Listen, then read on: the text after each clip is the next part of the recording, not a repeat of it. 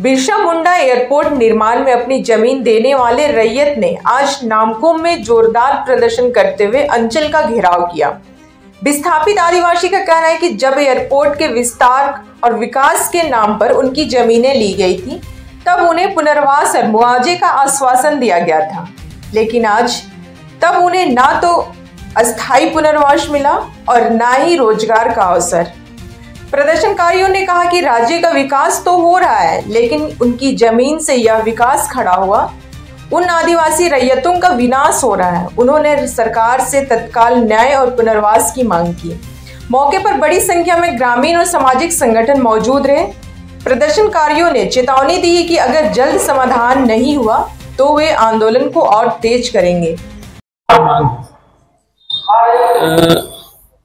ज्यादातर मांग मुआवजा को लेकर ही है।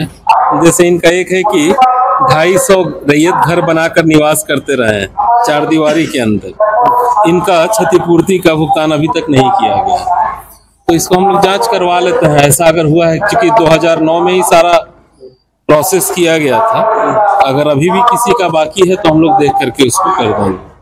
एक डिमांड था कि जो एकल परिवार है उनको 20-20 डिसमिल जमीन बंदोबस्त किया जाए।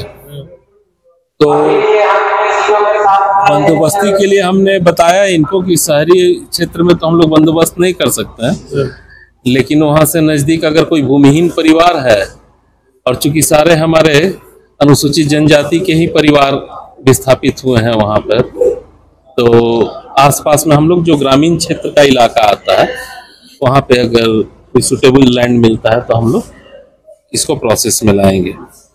CSR फंड के खर्च की बात कही गई। कोई राशि नहीं,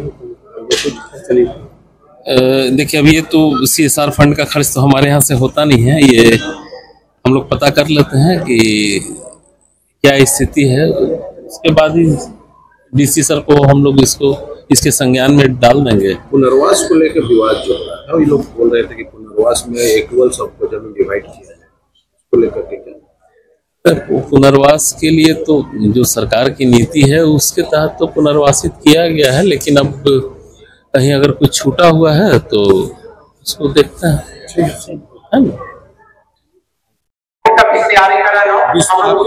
अंचल कार्यालय पर दूसरी बात है क्या सेना के मामला छोटा मामला नहीं। आज हम लोग द्वितीय विश्व युद्ध 2041-42 से लेकर 2007-08 के विस्थापन अधिग्रहण किया जमीन एयरपोर्ट विस्थापीकरण के नाम से, तब से गुड़ाटोली जो खासकर गांव है हेतु गुड़ाटोली, वो 3 बार विस्थापित हो रहा है। और अभी जो विस्थापन हुआ वो अधिग्रहण कर रहा है, उसके अंदर उन लोग का सारे गांव बसा हुआ है और उनको घर का मुआवजा भी नहीं मिला है और उनका पुनर्वास भी नहीं किया गया है। और बीच बीच में जिला प्रशासन बुलडोजर लेके पहुंच जाता है आसानी उसाने के लिए बयान कीजिए। हम लोग का खास आज का मांग था कि पहले पुनर्वास कीजिए, उसके बाद विस्थापन कीजिए। और ये हमारे भूमि अधिग्रहण अधिनियम में भी दर्ज है 1918 बोले 94 या 2013 भूमि अधिग्रहण, ये दोनों जगह ये धारा। फिर भी अभी तक उन लोग को पुनर्वास नहीं किया गया और वो किसी तरह अभी जानवर की तरह वहाँ गांव जाके देखिएगा रहेगा कि जानवर की तरह रहने के लिए विवश है। उसके बाद भी जिला प्रशासन के विस्थापितों के प्रति थोड़ा सा दया दिखने को नहीं मिल रहा। बड़ा अफसोस लगता है, बड़ा दर्द लगता है कि हम लोग हम लोग कहने को है कि आजादी है भारत, हम वहाँ रह रहे हैं, लेकिन हमको तो लगता है कि आजादी नहीं मिला है। अगर हमको इससे अगर आजादी रहता तो हमको भी रूप से कहीं बसाया जाता है। मतलब आज भी जो जमींदार है, जो रैयत है, आज भी झेल रहे हैं सरकार से, एकदम बहुत झेल रहे हैं।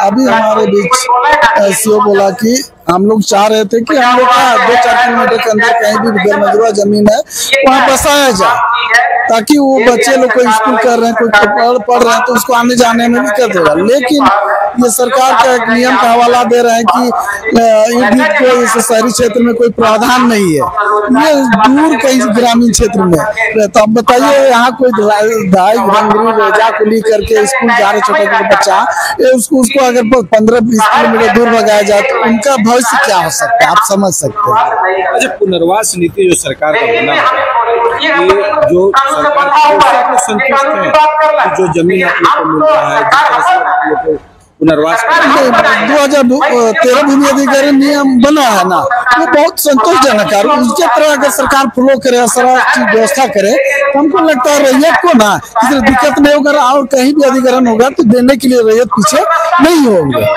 2013 भूमि अधिग्रहण नियम उसमें सारा व्यवस्था किया हुआ है कि रैयत को विस्थापन से करने पुनर्वास किया जाए, व्यवस्थित रूप से बसाया जाए, है ना। अब मुआवजा की बात है, वो ग्रामीण क्षेत्र में 4 गुना, शहरी क्षेत्र में 2 गुना, और इस तरह के सामाजिक इफेक्ट कभी ध्यान में रखा गया है कि जो भी सामाजिक संस्कृति जो इफेक्ट पड़ रहे हैं उनको भी उस तरह से व्यवस्था करके जहाँ अगर 2013 लागू करता है तो हमको लगता है कि सारे जनता विस्थापित परिवार हंसते खिलते सीओ साहब से मिले, क्या आश्वासन? ये हम लोग का साफ सुथरी मांगों को लेके किए, उसमें बहुत सारा पॉइंट आउट को बोला कि जो अधिग्रहण जैसे आर्मी लोग है, कुछ अधिग्रहण नहीं हुआ उनको भी अपने घेरे में ले लिया, अगर वो नहीं हुआ तो उनका मुआवजा देंगे बोला। और पुनर्वास से संबंधित बोला कि हम डीसी से तुरंत में, और हम लोग को 1 सप्ताह बाद भी फिर से प्रतिनिधि बुलाया गया है कि आप लोग को कहीं पुनर्वास किया जाएगा। और बहुत सारी मांगे था तो आश्वस्त किए हैं कि हम सारे मामला को गंभीरता से देख रहे हैं और आप लोग की समस्या को समाधान करेंगे।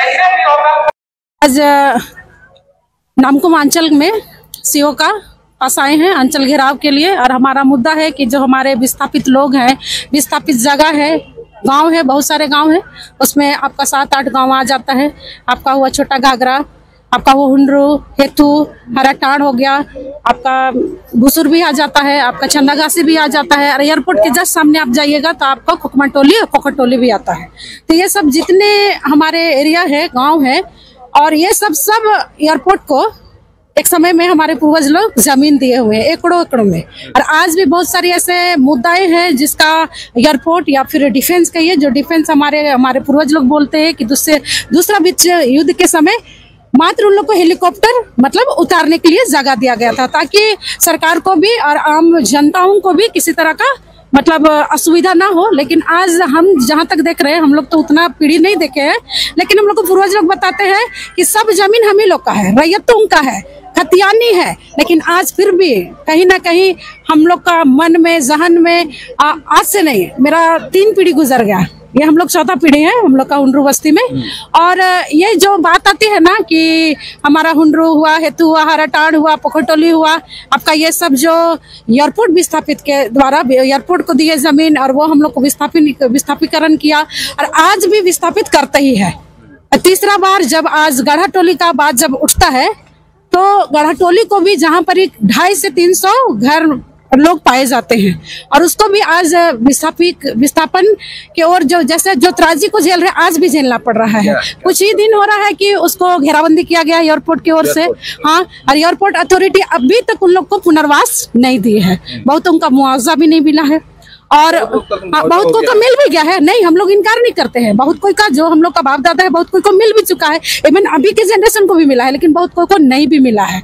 और जैसे एक सवाल है, जब एक्वायर कर रहा था प्लॉट, उस समय आप लोग इसका विरोध किए थे कि नहीं? देखिए, ये तो 3 पीढ़ी से हम लोग 3-4 पीढ़ी हम अपना बोल रहे हैं, उससे पहले का बात है, उससे पहले एयरपोर्ट आज का नहीं है, या तो आप भी जानते हैं, पूरी जनता भी जानती है, प्रजारखंड जानता है, एयरपोर्ट आज का नहीं है। तो आप सोच सकते हैं जिस समय एयरपोर्ट का मतलब विस्थापीकरण किया गया होगा, जिस समय उसको यहाँ पर एस्टेब्लिश किया गया होगा, बहुत सारे जमीन की आवश्यकता पड़ी थी, और जमीन तो कोई सरकार की नहीं थी, सब रैयतों का था, खतियानी था, हमारे बाप दादाओं का था, आज भी है। तो आज यही मैटर हम लोग मतलब लेके आए हैं कि आज भी हम लोग को मूलभूत आवश्यकता है। अगर देखा जाए तो हम लोग का हुंडरू में आज रास्ता प्रॉपर नहीं है, एकदम दयनीय स्थिति है। कभी आइए, मोस्ट वेलकम, आप लोग देखिए, उसका भी आप लोग वो लीजिए रिपोर्ट। अभी आप लोग अंचल कार्यालय क्या अंचल कार्य हम लोग मुख्य मांग इसी को लेके आए हैं कि पुनर्वास और हमारा नौकरी के लिए और जो भी मुआवजा वो हम लोग को मतलब जो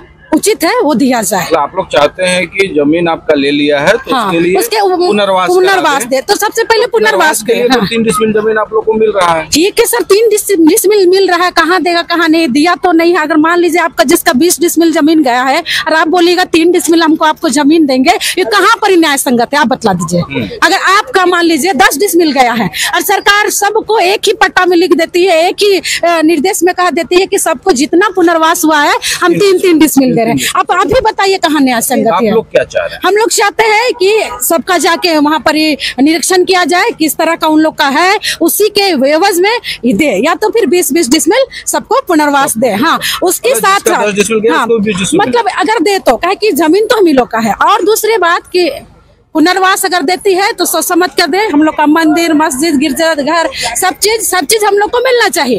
और उसके साथ साथ मूलभूत सुविधा, रास्ता हुआ, पानी हुआ, हॉस्पिटल हुआ, अब मान लीजिए आस्था से जुड़ा है, हमारा शरणा स्थल हुआ, मंदिर हुआ, हमारा चर्च हुआ, हमारे सभी समुदाय के लोग हैं। तो सभी समुदायों को देखते हुए हमें पुनर्वास और हमें हर एक बातों में क्या बोलते हैं, हमारा सीओ, हमारा अधिकारी, हमारे राज्य के जो प्रधानमंत्री क्या बोलते हैं, हमारे मुख्यमंत्री सोरेन जी जो खुद आदिवासी है, आदिवासी के हित में सोचे।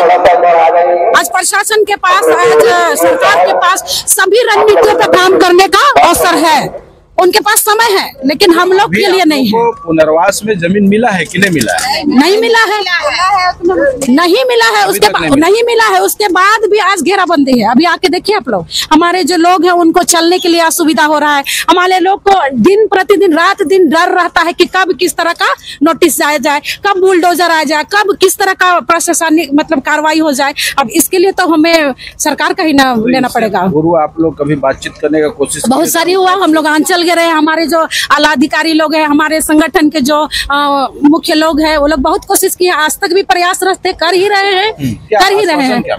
आश्वासन पर आश्वासन वही ठीक है। चलिए ठीक है।